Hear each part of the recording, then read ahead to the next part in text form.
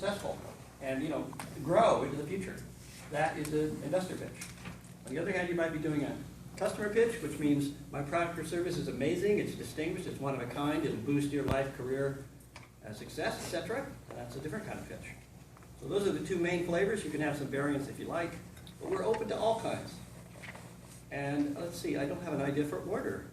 Let's see, maybe we should go with the newest folks first. So let's see, Reed, you're pretty new, and I saw you raise your hand. Are you ready to come? You want to do 2 minutes?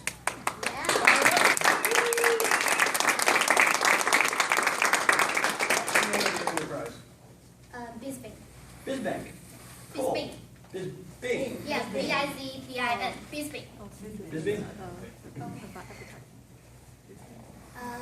What's the most effective marketing strategy for small business? Flyer, or email newsletter, or online ads on Google or Facebook? According to Nielsen, it's none of this.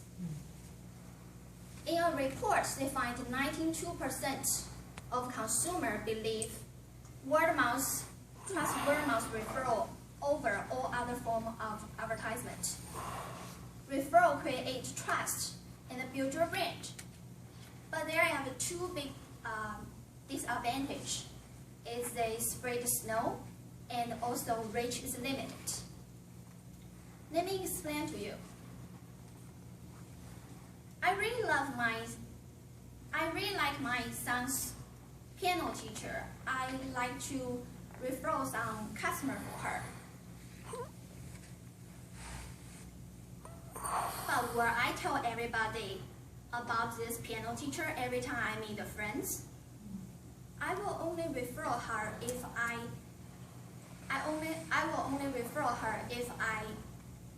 the conversation leads there. But I've been Toastmaster for 4 months. Did I ever tell you about this wonderful piano teacher before? No. But if that means none of you don't need, none of you not looking for? On the opposite end, I'm looking for the dentist. But I don't want to look around to ask everyone about any of a good dentist. I may ask a few, but the one I didn't ask may end up have a good dentist in their networks. So you want to refer the business, you don't know who refer to, but you want to find the business, but you don't. Cool.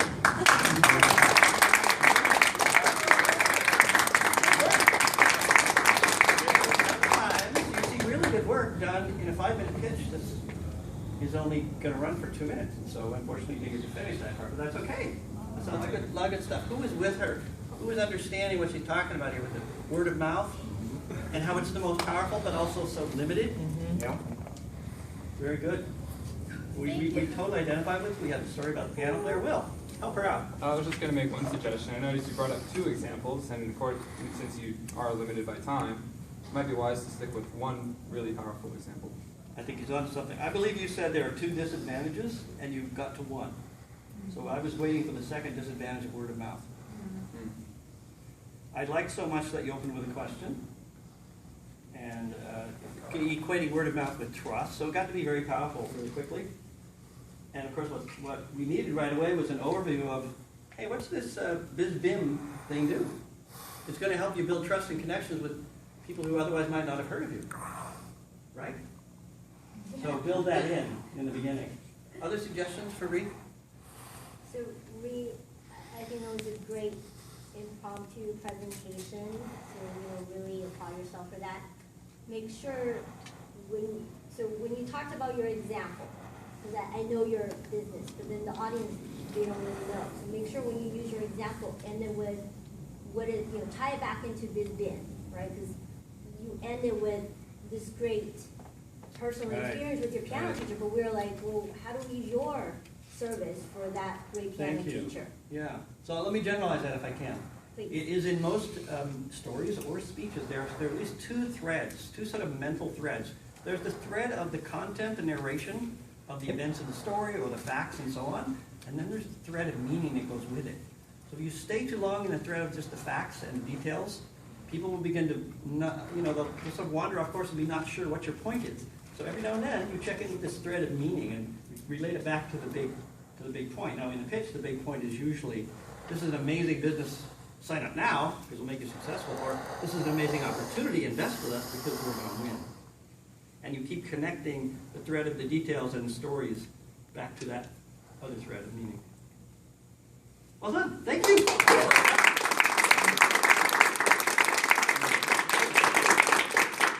Was there anyone newer in the club than Ree who wanted to pitch? So you're an old veteran. I think you're going last. Okay. Who else raised their hands? Nancy raised her hand, and So how about we go Nancy and Bud, and then Carrie, and then Will. Will, you raise your hand too? I'll go at the end. You're a twofer. All right, come on up, Nancy. It's you. Your name and your enterprise? Acme. Acme's good. I'm doing chair massage. Talk about what? Chair massage. Healthy and spirit. Healthy and spirit. Massage. Healthy and spirit. My business. Healthy spirit. Healthy and spirit. Healthy in spirit from Nancy. Welcome, Nancy. 2 minutes. Hello. I'm very happy to be here. And I've noticed that amongst many of the companies I've been able to enter into is that one of the common things that people often encounter is feeling really unmotivated coming into work sometimes, or being really tense. And even so, having too much work that you've put off, procrastination, that could be a big factor. So with everything that comes on, that occurs within your work setting, what is the one thing that you look forward to when you come into the office? Any guesses? Well, I would say one good thing that a company could offer, that would be one thing you would be looking for when you come in, is chair massage. The concept of the idea of having someone coming in that's scheduled regularly to provide chair massage gives the feeling of anticipation, gives a feeling of support from the company, gives a feeling of being able to relax in your work setting while not venturing too far away while you're at work. And even so, the cost, $1 per minute, pretty cost effective, I would have to say. Being able to give time to yourself to relax and go back to your work and to be able to be more focused, to feel more appreciated, and to feel even more relaxed so that you can do what you need to do and come home with the energy that you need to take care of your personal life and your relationships without stress. Thank you.